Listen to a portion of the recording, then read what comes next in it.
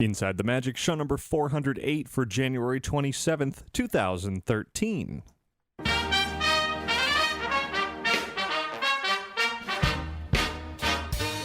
It is Sunday, January 27th, 2013. This is show 408 of Inside the Magic, and as always, I am your host, Ricky Briganti. We do have a great show packed with Disney and theme park news and a whole lot more fun, and before we jump right into it, I do want to invite you to visit our website over at InsideTheMagic.net. There you'll find all of our podcasts, videos, photos, news, articles, and plenty more.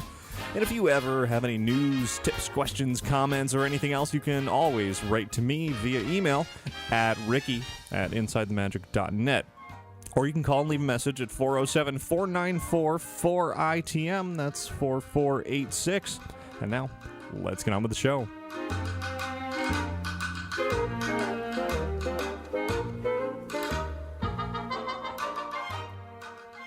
This week's episode of Inside the Magic is brought to you by Magical Travel. Think spring. Save up to 30% at select Walt Disney World Resort hotels for stays most nights, February 18th through March 23rd and April 2nd through June 14th. So lots of dates to choose from there, and you can also add a minimum 4-day Magic Your Way ticket to make it a package and get a discount on those tickets too. So call Magical Travel today at 866-207-8387 or visit them online at magicaltravel.com to receive a free price quote, and be sure to mention Inside the Magic to receive your free Disney gift card for qualifying bookings when you book your Disney vacation with Magical Travel. And of course, thanks very much to all of you who make any kind of donation to this show, whether it's one-time or recurring, monthly, or even clicking through any of those affiliate links over on the site. It all supports the show, and I thank you very much for that. And now, let's get started with a trip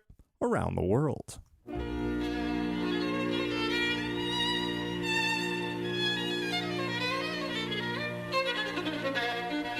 It has indeed been an exciting week this week. Lots of news coming around, lots of fun things to go do and see, and so let's jump right into it, actually with a little bit of a look back at last week. I had mentioned that I had come back from a Disneyland trip. Of course, talked all about Disney Infinity on last week's show, the video game from Disney Interactive that's coming out this June. Very, very excited about the prospects of that, and even giving away a little bit of Disney Infinity swag a little bit later in this week's show.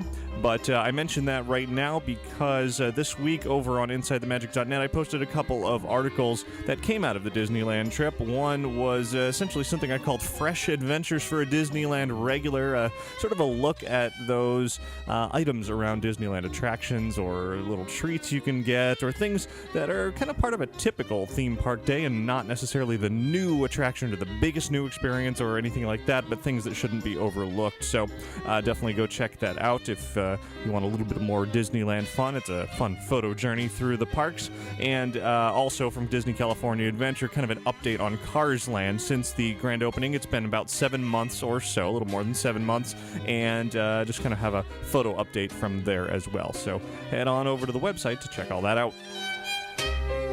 So now let's get to this week's news, and, we've been talking a lot about Walt Disney World rolling out a whole bunch of different interactive experiences, and it seems there is no end in sight for the interactivity that is coming to the parks here. However, Disneyland hasn't really said a whole lot as to whether or not they plan on bringing any of the interactive type experiences to the left coast of the United States, but this week something seemed to leak out just a couple of days ago that Disneyland is developing its own sort of in-park activity. It's not on the same level as Walt Disney World, where you have physical elements and screens and all of that. This one is a mobile game in which you can unlock achievements. It's location-driven quests. The app is called Disney Kudos.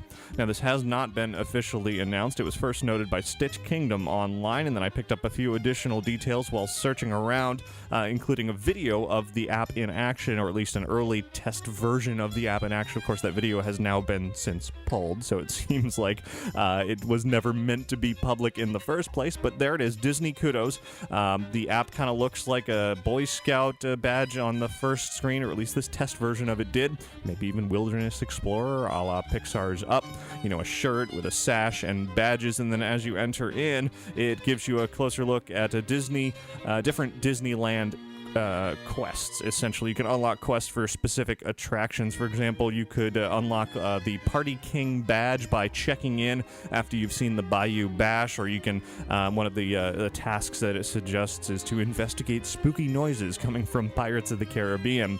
Of course, this, while it does seem to be in development, especially since the video has been taken down, since it kind of made its way around online, it is not officially announced, as I said, so who knows, this could just be something Disneyland is considering, or if it is something that'll be rolled out at some point in the future. We just don't know at this point, but we'll certainly keep a watch on it, as it sounds like a fun way to add some extra level of interactivity, sort of scavenger hunt style, kind of sort of, via your mobile device, iPhone, iPad, etc., but without actually intruding on anything in the park. But speaking of interactive experiences, we're going to jump out here to Walt Disney World now, where they have announced another one of these big, expansive interactive experiences for the Magic Kingdom. This one is themed to Pirates of the Caribbean. It's going to be in Adventureland at the Magic Kingdom, and it's an interactive quest called A Pirate's Adventure, Treasures of the Seven Seas. It's going to debut in spring of 2013, and with the announcement, Disney released some concept art showing off a little bit of what guests can expect while playing this experience. The concept art shows guests interacting with some skulls around Adventureland, firing some cannons near the Swiss family treehouse, charming a snake, talking or perhaps even singing with a row of shrunken heads, flame-lined pathway, a Madame Leota-style crystal ball, head in a crystal ball of sorts, two ships in bottles firing cannons at each other. Of course, not all of these aren't necessarily going to make their way into the final experience, but it's possible. It is concept art after all. Apparently, guests will utilize a pirate map as well as a magic talisman to assist Captain Jack Sparrow throughout 5 different quests in Adventureland. A lot of physical elements, unlike Sorcerers in the Magic Kingdom, which is all screens. This one seems to be more physical elements, like Kim Possible / Agent P's Adventure Over the World Showcase at Epcot. You're going to be fighting Captain Barbossa and the Royal Navy and other bad guys from the Pirate series. I'm sure, Davy Jones or Blackbeard or folks like that may make an appearance. So a few months away before all of that shows up at the Magic Kingdom and is in full effect. They've already begun installing props. In fact, they have been for quite some time. So some additional fun to be had in Adventureland. Meanwhile, at the Magic Kingdom, other interactive experiences are being installed over at Big Thunder Mountain. A bunch of new props have shown up in the queue, tying into that new storyline that we've told you about here on the show within the last few weeks, in which a new, essentially, mining company / explosives / all kinds of good stuff is being installed in there to add some additional story and theming to the area, and also letting guests going through the queue play with things as you're walking through. That is not up and running yet. It also seems there's going to be some kind of interactivity at the end of It's a Small World. The goodbye scene, where it has all the different signs showing goodbye in different languages, has been swapped out recently with some updated signs and what appear to be placeholders for screens in the future. This very well may tie into the whole My Magic Plus / Magic Band routine, in which there have been rumors that you'll be able to go online and perhaps even design your own Small World doll, and they would show up as you're sailing by, or perhaps it'll just mention you by name on the screen. We're not sure exactly what it's going to do, but it seems to be on the way pretty soon for It's a Small World. Now, of course, aside from that whole world of My Magic Plus, something else is going on around Walt Disney World and Disneyland this year for 2013. It is Limited Time Magic. We've already been talking about it quite extensively, and we'll certainly continue to do so throughout the rest of the year. And this week was definitely the most exciting week for Limited Time Magic for Walt Disney World so far, as it was Long Lost Friends Week. It was definitely a week of excitement around Town Square, in which 5 different sets of rare mostly rare characters were brought out to be available for meet and greet, and they weren't actually signing autographs in the park. Instead, different cards were collectible little cards were being handed out, and I will show off these for those of you watching the video version. Of course, the characters that were there were two, as Disney was putting it, were from DuckTales, and those characters were Scrooge McDuck and Ludwig von Drake. And of course, those of you who are fans of DuckTales might be wondering, I don't remember Ludwig in there. Apparently, he was in one episode, so that was good enough for him to be part to be billed in this as being from DuckTales. Pinocchio characters were also there. Pinocchio, Geppetto, and Jiminy Cricket, and those aren't terribly rare. Of course, you see him in the parades, and Jiminy Cricket was at Animal Kingdom until quite recently. I think they retired him from there last year, so it's not unheard of to get to those characters, but the rest were definitely much more rare. There were the Three Little Pigs, along with the Big Bad Wolf. Of course, that's Fiddler, Pfeiffer, and Practical, who most recently lent their name to the cafe over Disney California Adventure, so those characters were there to meet and greet with park guests at the Magic Kingdom. Also from the band concert were Clarabelle Cow and Horace Horsecollar. Definitely a duo that you don't see in the parks very much. Of course, you do see them in parades, but as far as meet and greets, you don't. And finally, the one that everybody was really excited about, the one that had the biggest lines, was Robin Hood, which was 4 characters: Robin Hood, Prince John, Friar Tuck, and the Sheriff of Nottingham, all together. And it was pretty fun how Disney rolled out all these characters. Town Square had some signs posted that it was Long Lost Friends Week for limited time magic. And there were different queues, separate queues for each of those 5 sets of characters, and basically guests would line up for whichever they want. There were set times for them to come out, about half an hour at a time, then they would leave and come back and leave and come back, etc. throughout the day for about the first half of the day, until 4 o'clock or so. And it was all done in a big fanfare when they did come out. So now let's hop on over here to the Magic Kingdom. I want to give you a little sample of what it looked and sounded like as they brought out the Long Lost Friends for limited time magic at the Magic Kingdom. Limited time magic. Here come our Disney Long Lost Friends.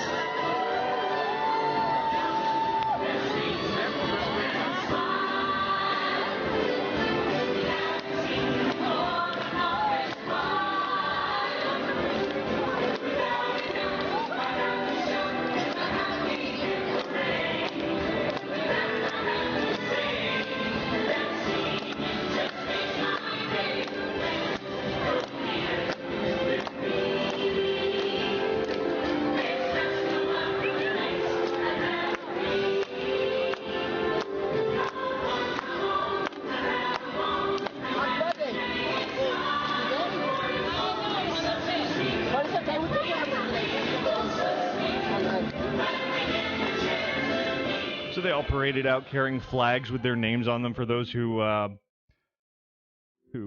may have not actually known who those characters were, since they are a bit rarer.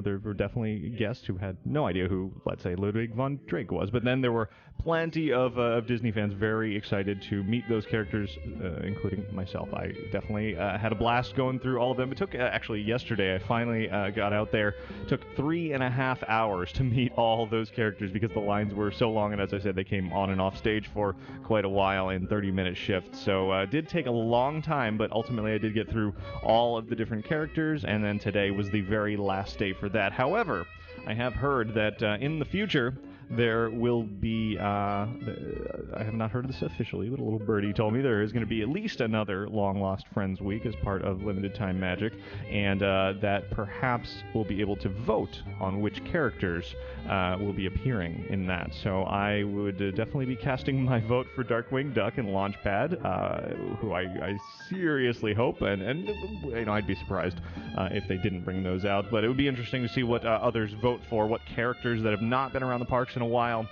people would want to see. I'd love to see the Rescue Rangers, really the whole Disney Afternoon gang. I don't think out here at Walt Disney World we have all of those characters available. They're definitely more available at Disneyland from the fact that they were the past years ago, but you never know. So hopefully there will be another Long Lost Friends week. Of course, Limited Time Magic continues. Next week is kind of an odd week. Disney put up starting a couple of days ago, January 25th, continuing through January 31st. You'll be able to go online and vote for one of 3 Disney Parks logos for 2014, and then that'll be the logo that they'll be using on merchandise. So that's, I guess, limited time magic? I don't know. Over at Disneyland, of course, Bayou Bash is still going on, and the Golden Horseshoe Review Salute continues into February on select dates as well. So lots more limited time magic going on out there at Disneyland than there is currently at Walt Disney World now that Long Lost Friends Week has wrapped up, but I'm sure there will be more excitement to come in the near future. Of course, limitedtimemagic.com is the official site where you can stay up to date on whatever is available at the time, and on our own website as well. So, moving on from there, of course, we were talking about My Magic Plus and the Magic Band earlier, just a few minutes ago, as well as in recent weeks, and it has now gotten the attention of the United States Congress. Apparently, Edward J. Markey of Massachusetts, he is the co-chairman of the Congressional Bipartisan Privacy Caucus. He sent a letter this week to Disney Chairman and CEO Bob Iger, bringing up some privacy concerns surrounding My Magic Plus and specifically the Magic Band. He's asking Disney to reveal specifically what information they plan on collecting while guests are wearing the Magic Bands around the Walt Disney World theme parks, how that information will be used in regards to advertising and marketing, specifically marketing toward children, and how much more Disney will be trying to obtain about their individual behaviors of guests. Markey has given Disney until February 14th to respond, although Disney did issue a statement via spokesperson. They said, quote, My Magic Plus is a completely optional program. Disney's privacy policies and practices are fully transparent, and guests can choose whether or not to participate in My Magic Plus. In addition, guests control whether their personal information is used for promotional purposes, and no data collected is ever used to market to children. My Magic Plus is designed to make a visit to Walt Disney World more personalized, seamless, and customized than ever before, end quote. I have a feeling that will be the only response Disney will be giving. I doubt Iger is going to send a public letter to Markey in response to all of his questions. Disney is not, doing anything sinister here. They really are just trying to make the theme park experience a little bit more, as they put it, seamless, a little bit easier on the average park guest, and I'm sure they will be doing some data collecting behind the scenes whenever guests say, yeah, fine, go ahead. And in turn, all of that data collection will then give Disney an opportunity to make experiences around the parks even better. That's not to say that it is impossible to think that Disney could be using that information for marketing purposes, and they even said that you can opt into that. So that's something to consider, that they might be tracking your habits around the park, what stores you go in, what attractions you go in, and then somehow market directly to you later on via email or phone calls or whatever. If you opt into that, saying, hey, I saw that you visited Space Mountain 47 times while you were on vacation, maybe you'd like to buy this, something like that. So anyway, that's just an interesting note. If you want to read the full letter from Congressman Markey, you can head on over to InsideTheMagic.net for the link.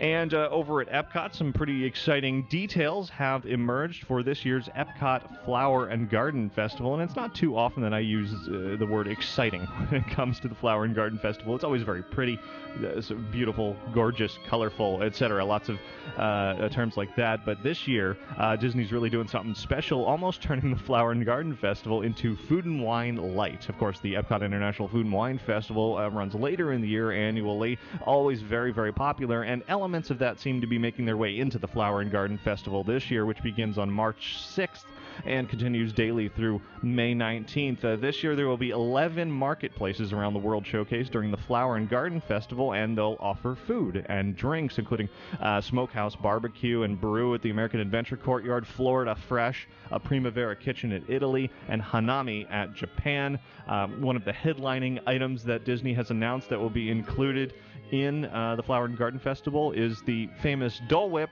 with spiced rum. So an alcoholic version of that treat. Some other options that will be available include fresh water-kissed Farms heirloom tomatoes paired with house-made mozzarella and -8 vinegar and fresh basil. over at the United Kingdom Pavilion. Boy, does that sound mouth-watering. I would like one of those right now. Over in the Florida Fresh area, Garden Marketplace is going to have shrimp and stone-ground grits with andouille sausage, fresh Zellwood corn, tomatoes, and cilantro. Also in the Florida Fresh Garden Marketplace will be watermelon salad with pickled red onions, baby arugula, feta cheese, and a balsamic reduction. And continuing a bit into the area of sweets, there's going to be an angel food cake with macerated Florida berries. That'll also be in the Florida Fresh Garden Marketplace. A lot of fresh local ingredients, obviously, will be included there.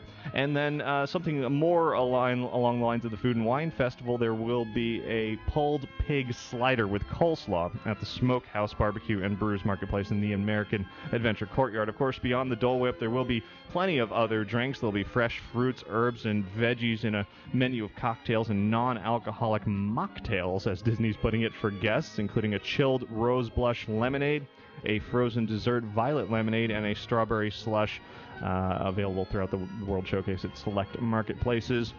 There's also going to be a watermelon passion fruit cocktail, an orange blossom Pilsner, and a blueberry blue wine, and some others as well. The list goes on and on. It sounds wonderful. I can't wait to get out and see all of that. Of course, in addition to that, the Flower and Garden Festival this year will have a new circus-like Land of Oz play area promoting the upcoming Oz film from Disney. There'll be several topiaries new this year, including a Fab 5 Disney character topiary, Monsters University, Phineas and Ferb, Radiator Springs Interactive Play Zone, Illuminated Gardens, Tinkerbell's Butterfly House, Illuminated Gardens, HGTV, Design Celebrities, and the Flower Power Concert Series. The official website to get more details and the full list of concerts, epcotinspring.com.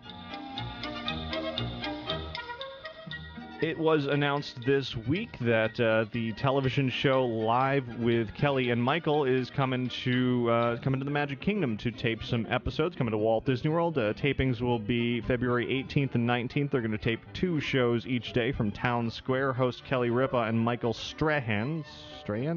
I don't know. I've never seen the new version of the show. Anyway, we'll be joined by, of course, a variety of special guests in front of a live audience at 9 a.m. and 11:30 a.m. each of those days is when the tapings will be taking place. Free audience tickets are available over on the show's website.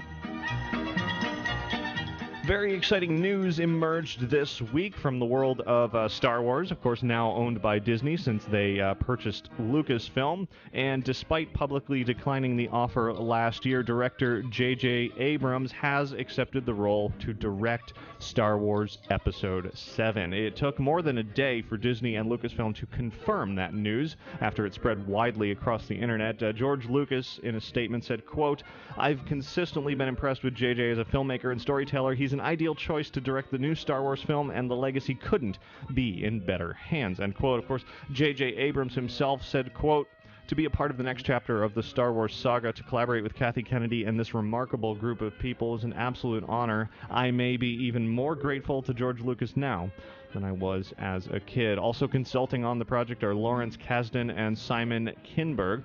Kasdan has a long history with Lucasfilm. He was screenwriter on Empire Strikes Back, also worked on Raiders of the Lost Ark and Return of the Jedi. Abrams' production company, Bad Robot, is going to be involved as well, so it's going to be a Disney/Lucasfilm/Bad Robot picture. It's going to be a little bit odd not to see that 20th Century Fox logo at the beginning. Going to have a little bit more discussion on this announcement of Abrams taking the helm of the next Star Wars film a little bit later in this show.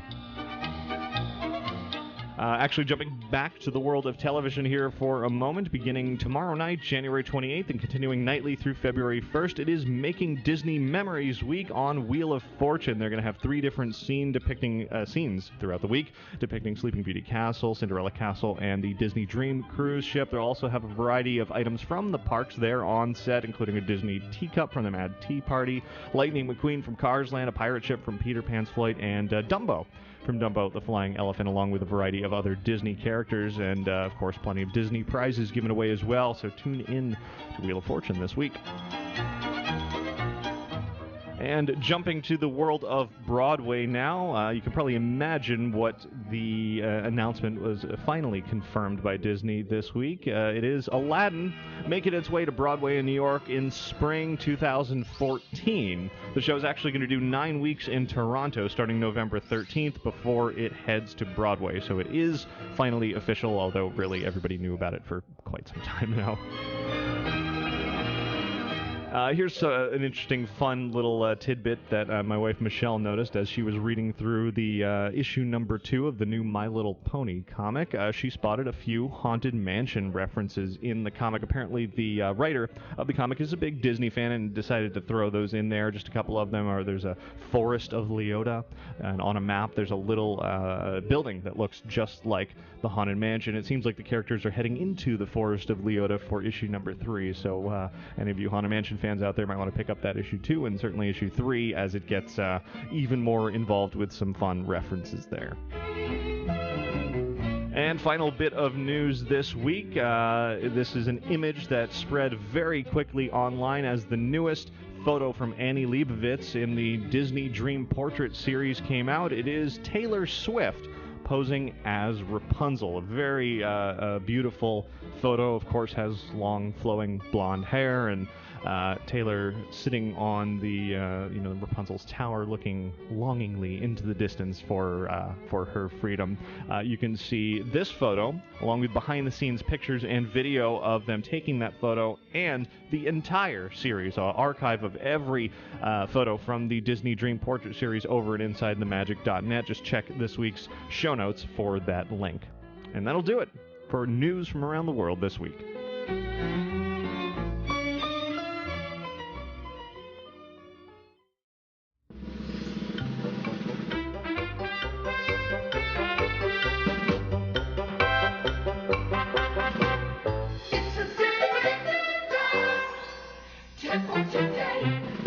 Here's a tip that came in from Evan, who writes, those of you who are looking for a quick meal with some great ambiance, try the Golden Horseshoe at Disneyland. This past summer, my family and I grabbed a bite to eat there around 11:30, just before the lunch crowd rush. And to our surprise, we were one of only 3 groups dining there. And as far as the menu, you can expect chicken fingers, fish and chips, corn dogs, etc., which is mediocre taste-wise and very generous portion-wise. However, it's the experience that makes this meal outstanding. There's a live piano player on the stage who is more than willing to answer questions, and this provides a great chance to hear some incredible jazzy music without interference. And where else in the park is that possible? The best part, however, is that you can dine, and I certainly made sure of doing this myself, in the small section that Walt Disney himself and personal guests used to sit at while admiring the great performances that once were at the Golden Horseshoe. You can also sit anywhere that you want, including the upstairs portion. It was the best ever dining experience in over 200 times going to Disneyland, and I have a hard time believing that unless I get the chance to eat at Club 33, I will have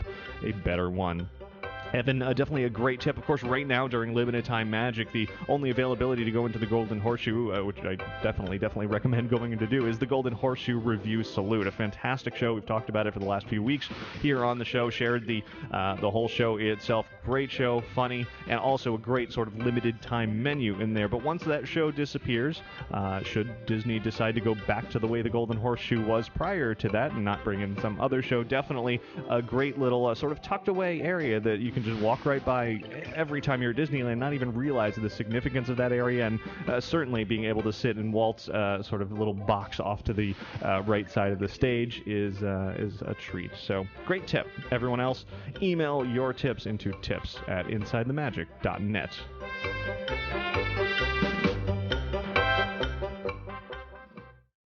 And now, before we jump into a main feature on this week's show, let me put in a quick word about a great app called Capturing Magic. This is a pair of iPhone apps, new iPhone apps that are the ultimate tool for documenting and recording the magic of your Disney vacation, whether you're at Disneyland or Walt Disney World. Capturing Magic offers a helpful list of photo opportunities and memories to capture before after your trip. It is the perfect way to ensure that you don't miss a magical moment while you're in the parks. The app will remind you of the desired photo ops on your list when you're near those locations, and then whenever you take a photo, you can just use the app to mark off whoever's in it and on what camera you took it, so you can easily find, export, and organize the pictures later. You can even email yourself a list of all the photos you took during your trip. The Capturing Magic iPhone apps are available now in the iTunes App Store. And now, an Inside the Magic contest.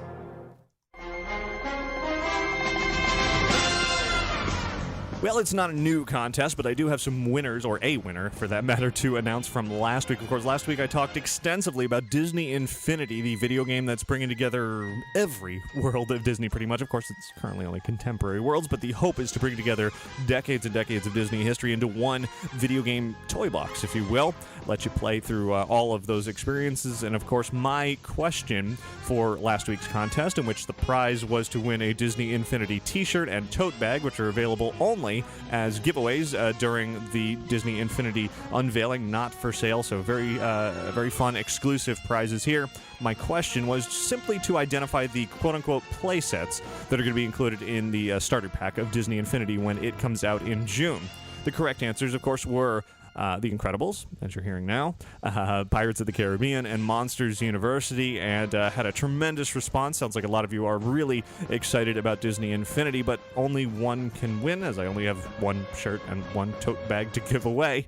And that winner is Jennifer Lambert. Congratulations, Jennifer. I'm going to need you to send me an email to Ricky at InsideTheMagic.net or contest at InsideTheMagic.net, whichever you want. Make sure to send me your mailing address before next week's show 409, and I'll be happy to send the prizes out to you ASAP. And I do apologize, anyone out there. Of course, last week on the show I actually forgot to mention when you had to enter the contest by. The deadline was basically before this show. I posted on Twitter and Facebook a little bit earlier today that the contest entry period was over, and that's generally how the contests on this show work. It's a 1 week span. You hear the contest on the show 1 week, you hear the winner announced the next week. So anyway, there it is. Congrats, Jennifer, and stay tuned for more contests in the future.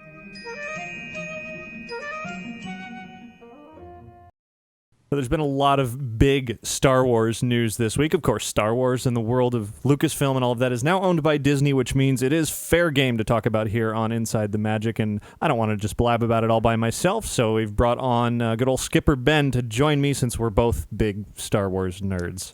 I thought we were going to talk about the Condor Man reboot. That's next week.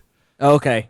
Well, I don't know much about Star Wars at all, but Condor Man, I'm all over. Of course. Everybody is a huge fan of whatever that is.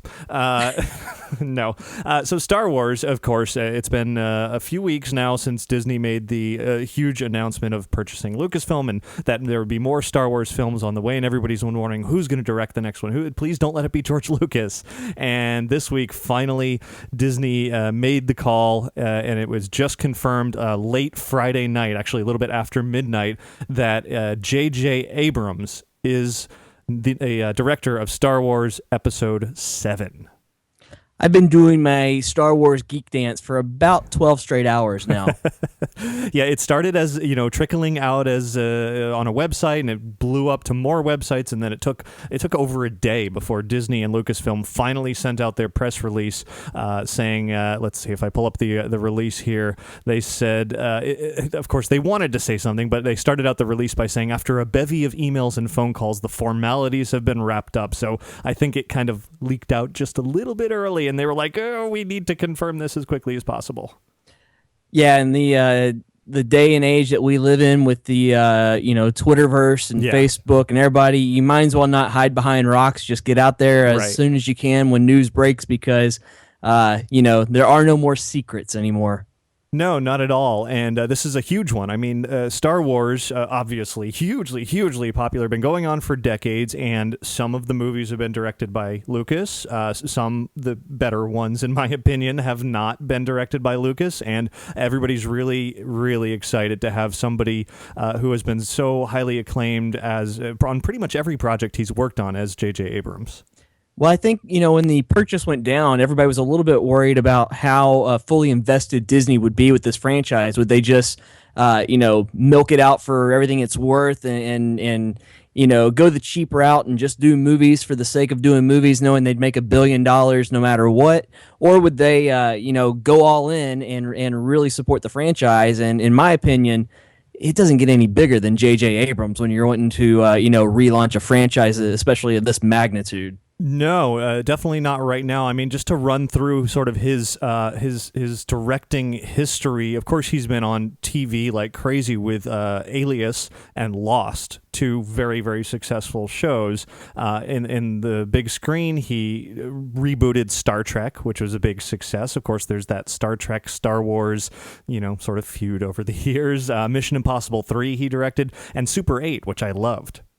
Yeah, Super 8 was great, and the latest Mission Impossible Ghost Protocol, everybody raved about that, but I think a lot of people forget just how good Mission Impossible 3 was, and that was all Abrams right there, bringing the the breath of fresh air that he had from his days on Alias into that vehicle. And to me, that's still probably my favorite Mission Impossible film. Then, like I said, Super 8's great, and I love Star Trek. Absolutely love the first Star Trek that he did, and the trailers for Star Trek Into Darkness just look amazing. So the thought of this guy, who is an uber Star Wars geek, if you ask him, this is what his dream job is.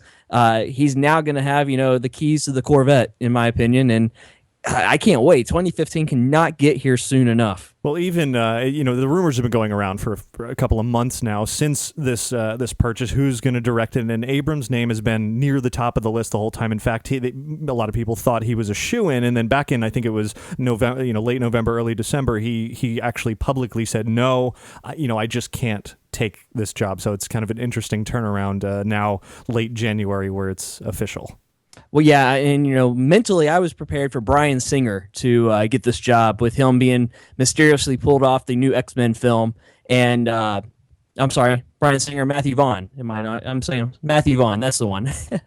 And I was prepared for Matthew Vaughn to go in there and do the new Star Wars. So when the J.J. Abrams news broke this week, I was pleasantly surprised, to say the least. I'm a huge Lost fan. I loved Alias. Everything he's done has just been gold. And the neat thing is, Star Wars is not necessarily his cup of tea when it comes to directing. Super 8 might be the darkest movie he's done, and I'm talking about technically, not like in story and theme. Right. He's known for his lens flares and his bright colors, and you watch Star Wars and it just pops on the screen.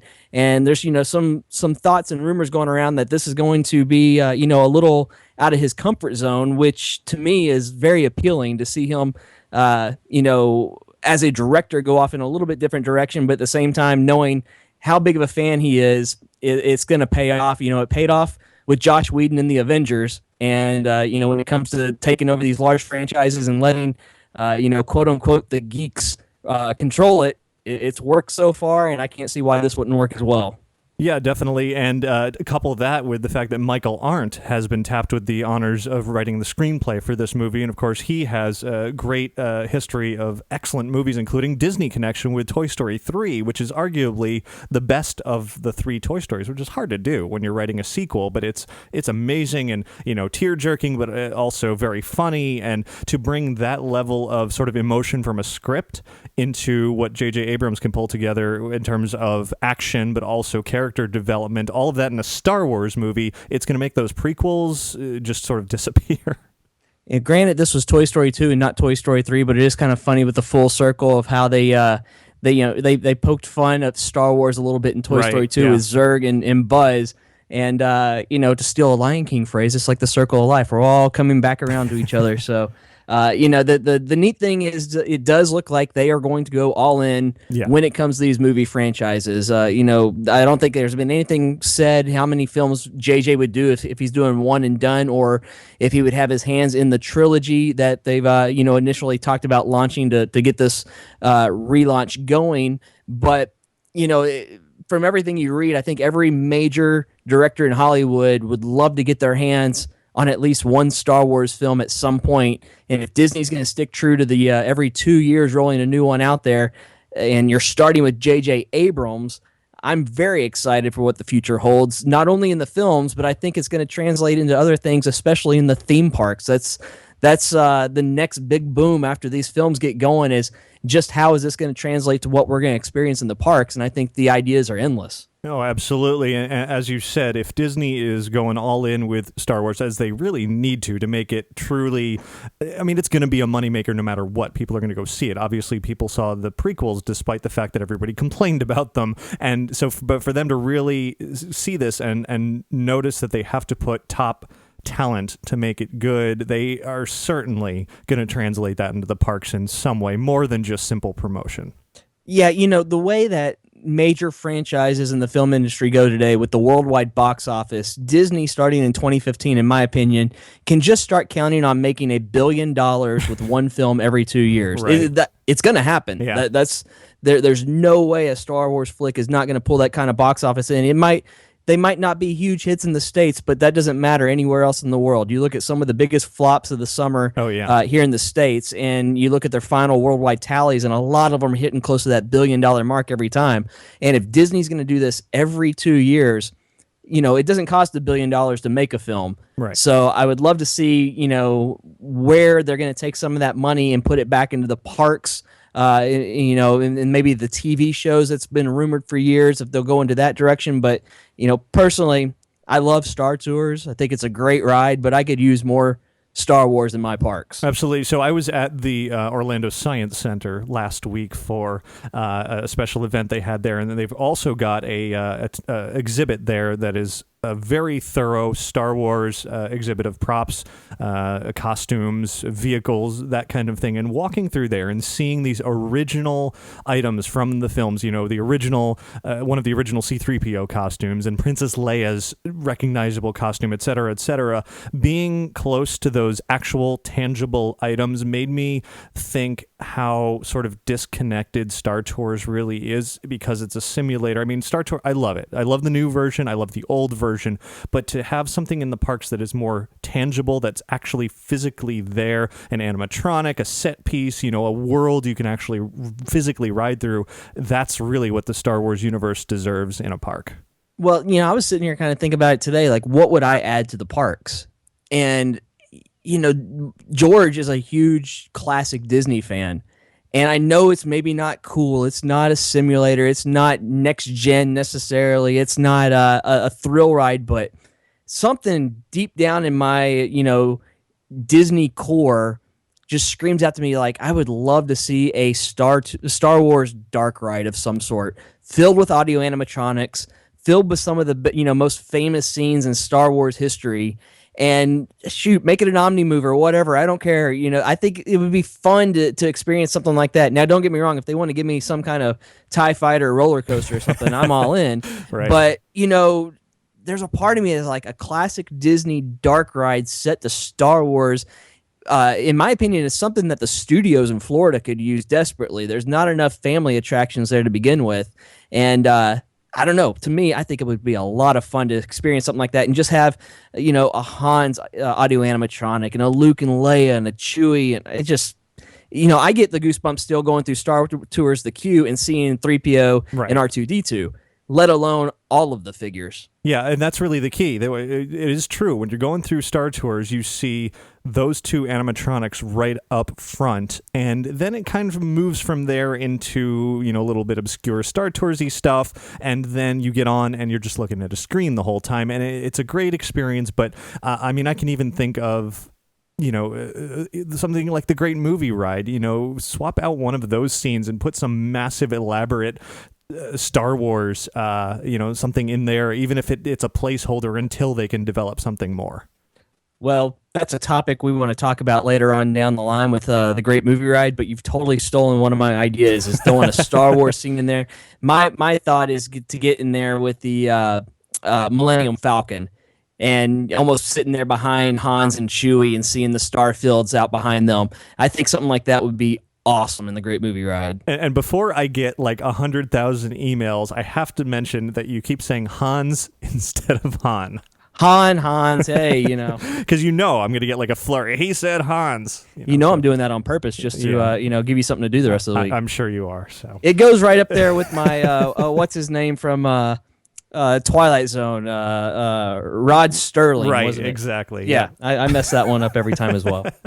But yeah, I mean, the possibilities are truly endless when it comes to putting Star Wars in the area. And there's certainly room, like you said, at Hollywood Studios. I mean, Star Tours is in a great location in terms of, utilizing surrounding areas for expansion, because there's really a kind of a lot of nothing around there. I mean, there are buildings, there's this and that, but none of it is important to the park. And really that whole surrounding area could just be leveled and transformed into an amazing, even if it's not a thrill ride like you were saying, it could be a dark ride, it could be just a walk through, it could be some simple sort of interaction with the animatronic or something, it just something a little bit more real to experience. Now, when you say in that area there's a bunch of nothing and things that are not important to the park, you're not referring to Muppets, right? No, of course not. That would be the other direction. The little restaurant and Sounds Dangerous. Okay. I just wanted to make that clear. The American Idol experience.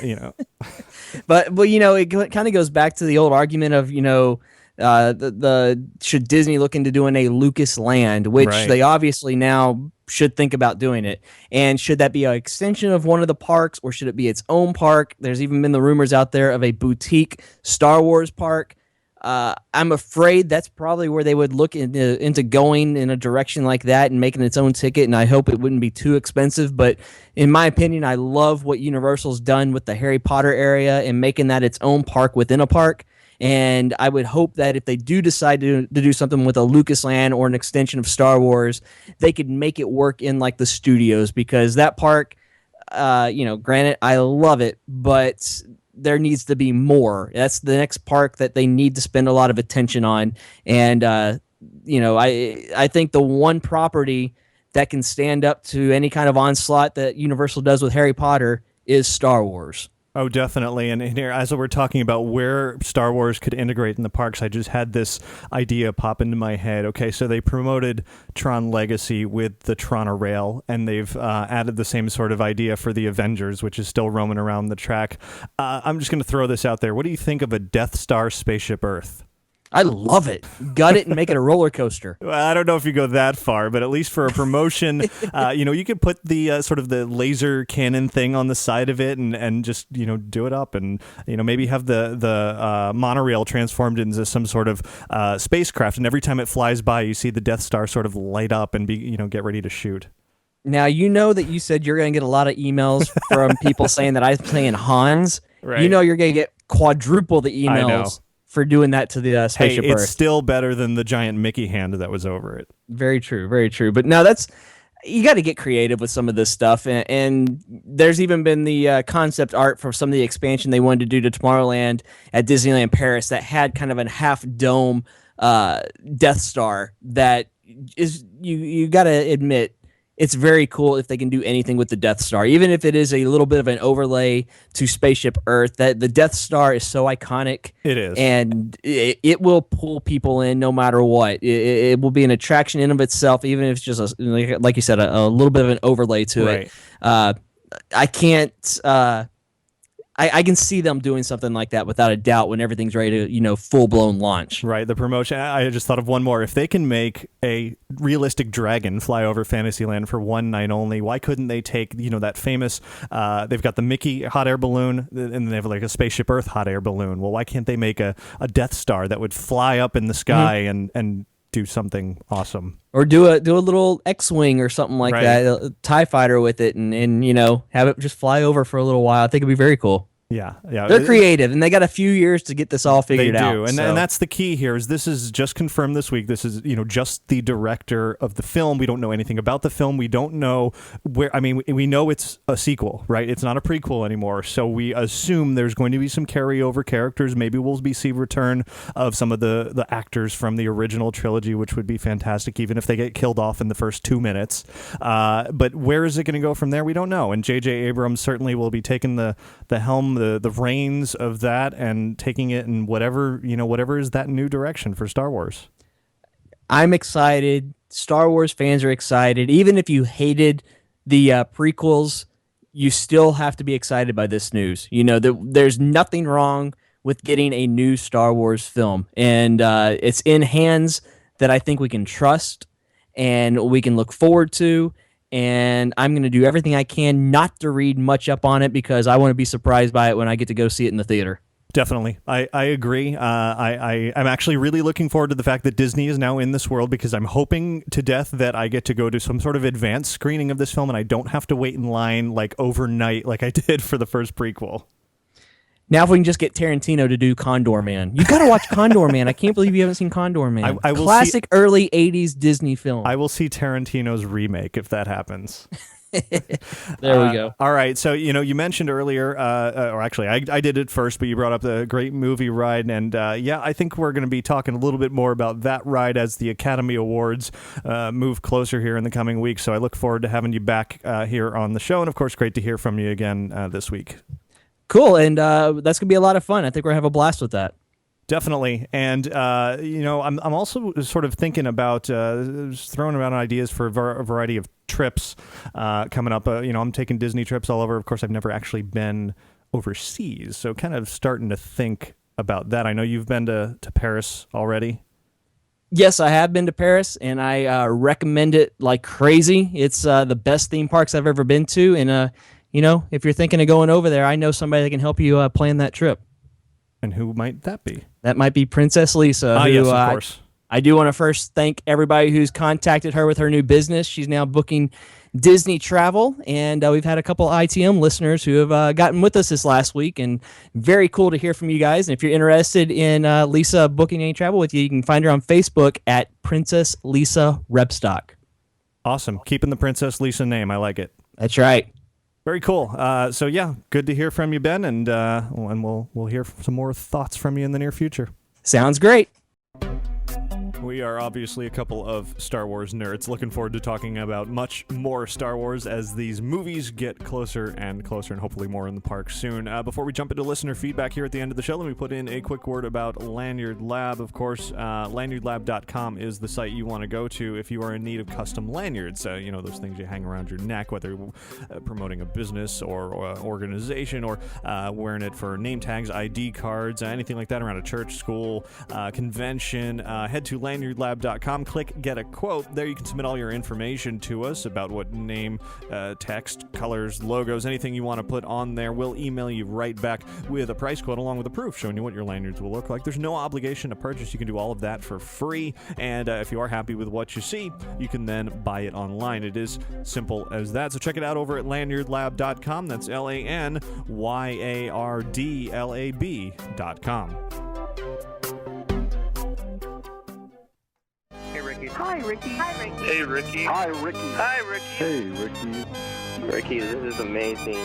Ladies and gentlemen, boys and girls. Inside the Magic listener feedback.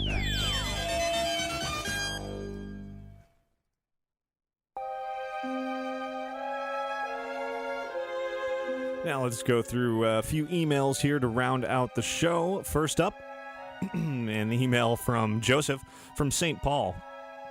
And Joseph writes, I'm a big fan of your podcast and appreciate all the work you put into it. This past week, you read a note from a person who complained about the Walt Disney World Resort bus system and its lack of shelter from the sun at the resort hotels. You went on to comment that the bus system is not that great and you recommended people rent a car to get around instead. I humbly and completely disagree. While the listener was right, it may not be a great option for folks with mobility issues, and it would be nice if Disney would put up some shelter from the sun. The bus system is so much better than the alternative, driving yourself around. Ricky, you're a local. You're a regular. You know the Central Florida roadways. You know the roads around Walt Disney World Resort, but put yourself in the shoes or the rental cars of millions of tourists who are not accustomed to the toll roads and the twists and the turns of the Walt Disney World property roadways. Do you really want to share the road with all of us lost and confused tourists? Personally, I love the Walt Disney World bus system. I never wait longer than 15 minutes for a bus to show up. The drop-off and pickup spots are close to the entrances and exits of the parks. The ride time is rarely more than 15 minutes because the buses take direct routes and sometimes have their own lanes on the roadways. noise. And if you're patient, take your time exiting a park after the last fireworks show or illuminations, get a late bite to eat or do some late shopping. You can let the crush of humanity wait in those long lines for the buses back to the hotels while you enjoy relatively uncrowded shops back within any given park. One of the great joys of visiting Walt Disney World is lingering back to enjoy the quiet beauty of any of the parks at night. The buses aren't perfect. They are not as iconic as the monorail or the ferry boats that serve the premium resorts, but they sure make it easy to enjoy the parks without the headaches of renting, fueling, navigating, and parking, and then trying to locate a rental car in the sea of other rental cars that's been baking in the hot sun all day.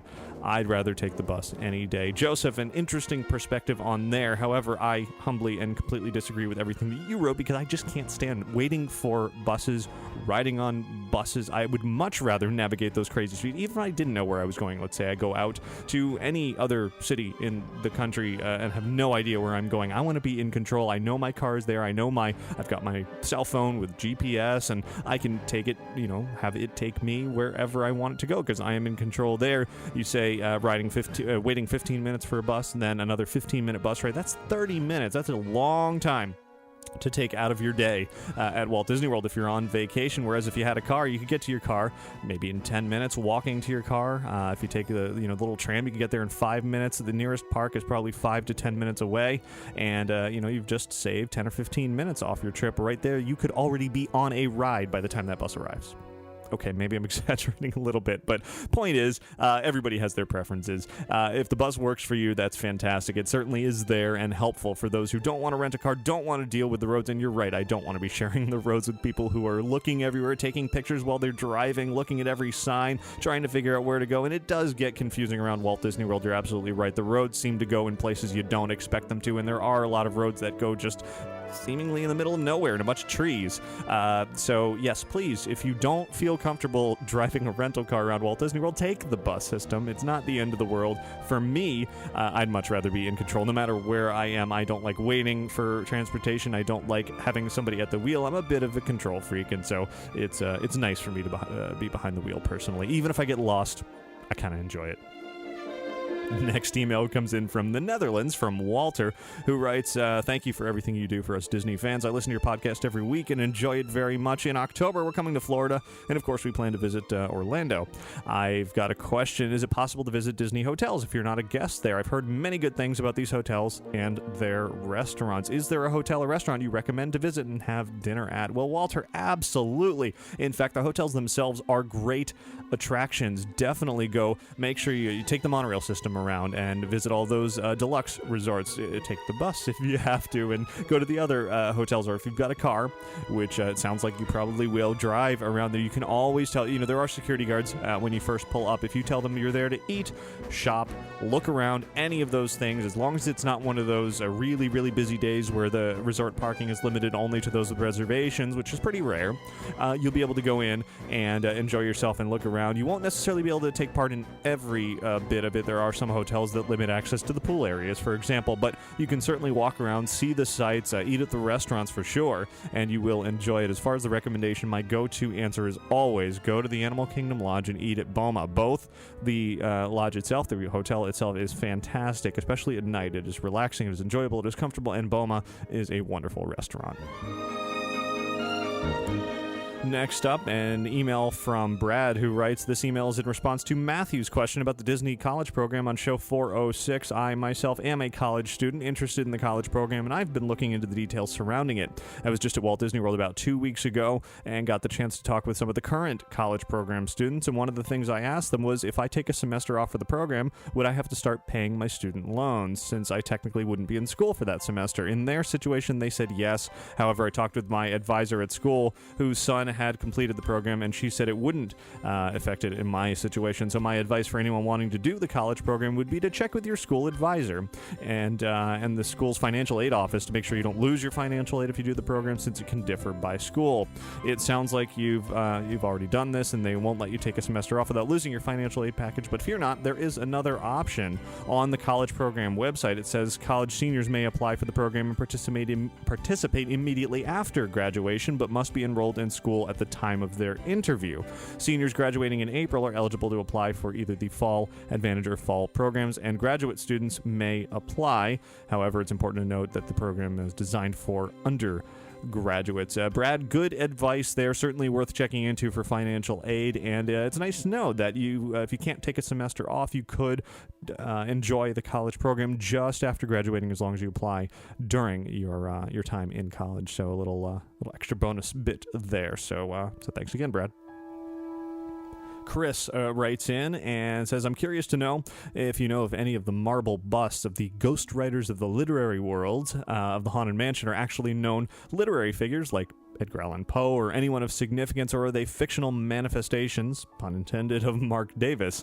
Always wondered, and I thought I would ask. Chris, great question. I don't know specifically if those people, the busts that you see in the Haunted Mansion, are anyone in particular. I've heard that they are Imagineers. I don't believe they're actual literary figures. I don't have any specific names to attach to them. However, if there's somebody who can correct me, then you know a little bit more about the mansion than I do, and I would love to know that. So send me an email if there's some specific information and not just some vague speculation. Next up, an email from Ariel, who writes, Bob Iger will be officially stepping down as CEO of Disney in 2015, completely leaving the company the following year in June. He's done a lot of amazing things these past years, so my question to you is, who do you think will fill the position? And also, what are your thoughts on Iger's accomplishments over the years, good and bad? Ariel, I think Iger has done a wonderful job at the top of the Disney company. He's certainly made some pretty major acquisitions that I think most Disney fans are on board with. Pixar, Marvel, most recently Lucasfilm, and those are all certainly moneymakers for Disney, but also really good additions to the Disney brand. So in that sense, he's done well, but he's also, he's brought up the share price quite a bit. The company's doing well. Shareholders are happy about that. He's shown good leadership. He's generally a nice guy, and the parks have been sort of moving in the right direction as well. Those who are not crazy about the decisions recently for interactivity around Walt Disney World, Magic Band, My Magic Plus, that definitely all stems from Iger's leadership as well. So that's kind of one of those things. We'll have to wait and see where that takes us. But overall, I'm quite happy with how Iger has led the Walt Disney Company. As far as his successor, many have rumored that it will be Tom Staggs, who's currently at the top of, or near the top of Walt Disney Parks and Resorts. He's chairman of Walt Disney Parks and Resorts. So, that is sort of what people are thinking maybe possibly, but I mean, who knows? Staggs is not necessarily familiar with all of the other arms of Disney. I can't say one way or the other. He certainly has been involved in other elements of Disney. He, swapped jobs a few years ago, coming out of another executive position. So he certainly has the potential of taking on, a bigger role. But I don't know. We'll see if that's if Staggs is indeed the one to come after Iger, or if it'll be somebody else. Next up, a pair of emails in response to the listener who asked about AAA discounts. The first one is from Susan, who writes, here's a couple of tips for the Disneyland Resort. There are 15% off discounts on tours, which includes the Walk in Walt's Footsteps that features a visit to Walt's apartment above the fire station on Main Street. There's also a discount of Earl of Sandwich at downtown Disney. I was told by one of the cast members that AAA discount was better than the cast member or pass holder discount there.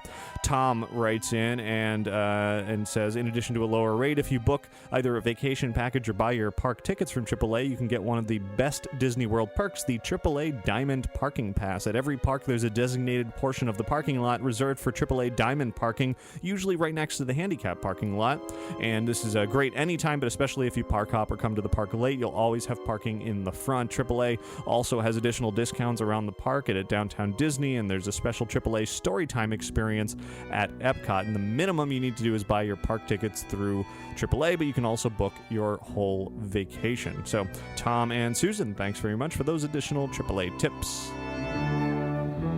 Next email comes in from Joe, who writes, I just saw Frankenweenie and I thought it was great. I saw the short film a long time ago that was included with the Nightmare Before Christmas DVD, and I wanted to ask, which film did you like better, Frankenweenie or The Nightmare Before Christmas? Joe, that's a really good question. Nightmare's been around for so long and has such amazing music, not just the score music, but the songs as well. It is a musical, and Jack Skellington, such an iconic character that I have to say, even though I loved Frankenweenie so much, and really Frankenweenie technically predates Nightmare Before Christmas, I do like Nightmare better, but Frankenweenie is a fantastic film that I hold with very high regard. Next, an email from Gary writing in a little report from a trip out here to Walt Disney World. Gary writes, we just came home from our family vacation in the Magic Kingdom. My daughter Melanie and I had a game plan to finish our first level of the Sorcerers of the Magic Kingdom. We spent 2 days playing the game, talking to other sorcerers. We met some very nice people online, and they were all willing to trade cards and give us friendly advice. We finally finished the first level and got a brand new set of playing cards for the next level. What a great time defeating the Disney villains and interacting with other Disney guests. The new Fantasyland was also great. We had a blast watching Gaston from Beauty and the Beast. We had more fun watching him interact with other guests. A female guest was in line to get her photo taken with him, and he would remark, "The pleasure was all yours."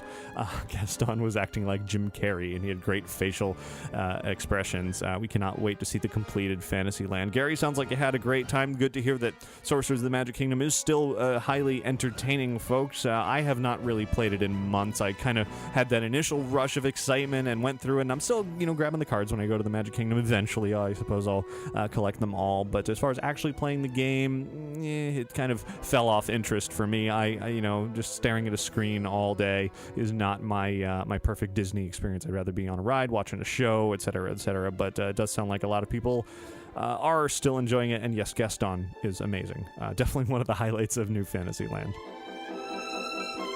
Let's do one more email and then wrap up this week's show. It comes in from Steve from North Carolina, who writes, I started listening to you in 2011 and decided to listen to all the podcasts last August to catch up. And I just got to podcast 288, where a listener and you lamented about people crashing events like the Very Merry Christmas Party without paying. Having worked for Disney, I realize how hard it is to police events like that. Can you imagine checking 80,000 on a busy day at Disneyland? Disney may have the answer in the new RFID wristbands. Once the system is fully operational and every guest gets a band, it becomes easy to monitor who is a crasher just by walking amongst guests with a portable scanner or in stores, rides, and eateries. Once the word gets out that this is a capability and security has enforced it, the problem will go away to a large extent. Yes, there will always be crashers, but this will cut down the abuse dramatically. Steve, you got a really excellent point there, because we're not necessarily talking about every guest having a magic band, because that's not going to happen. However, if everybody does need a wristband for this party and they embed RFID chips in those wristbands, since you have to have one anyway, that would certainly give an opportunity for Disney to have sort of those scanners all over the place, which they're going to anyway, or as you said, arm cast members with scanners as well. And as you're going through, you can certainly detect those that do have wristbands. Of course, I'm not sure how you would detect those who do not have wristbands, unless you're specifically scanning every single person as they go through, and if they don't come up, well, clearly they don't have one. So certainly something interesting there that could be a way for Disney to cut down on that issue. And certainly out at Disneyland, when I was out there around Christmas time, they were having some, not this year, I think it was last year, they were having some difficulties sort of sifting through everybody. Or no, it wasn't Christmas, it was the grad night thing, that's right, a few months ago, when they were trying to figure out, you're grad night, you're not, and there were signs everywhere and ropes and this and that. It would be much easier if they could just kind of scan everybody. So anyway, that'll do it for listener feedback this week.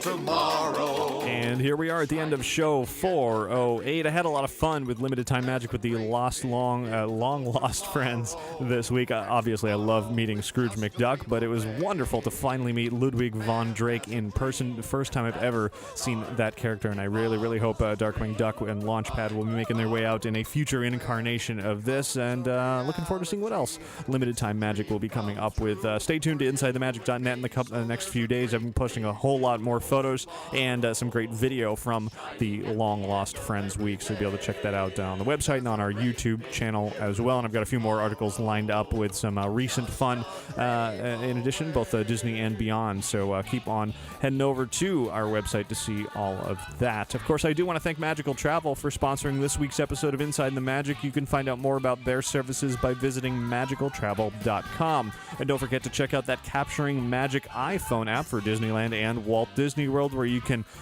better organize what photos you want to take to get the most out of capturing those magical moments while you are in those parks. Also, visit us over at lanyardlab.com to see all the different styles and custom lanyard options that we have available. You can request a price quote today and receive a free digital preview of your lanyard design. And once again, our website, InsideTheMagic.net. It is your source for Disney and theme park news. In addition to each week's show and notes and links and background music that goes with all of that, you'll find all of our videos and photos and news and articles and all that good stuff. Also, follow us on Twitter and Facebook and YouTube, as thousands and thousands are, to stay up to date with all the latest Disney and theme park fun all the time. So, thanks to all of you for listening and for watching each and every week. Have a magical week. Goodbye. It's a reality. It's a dream come true for you and me. So there's a great, big, beautiful tomorrow shining at the end of every day. There's a great, big, beautiful tomorrow just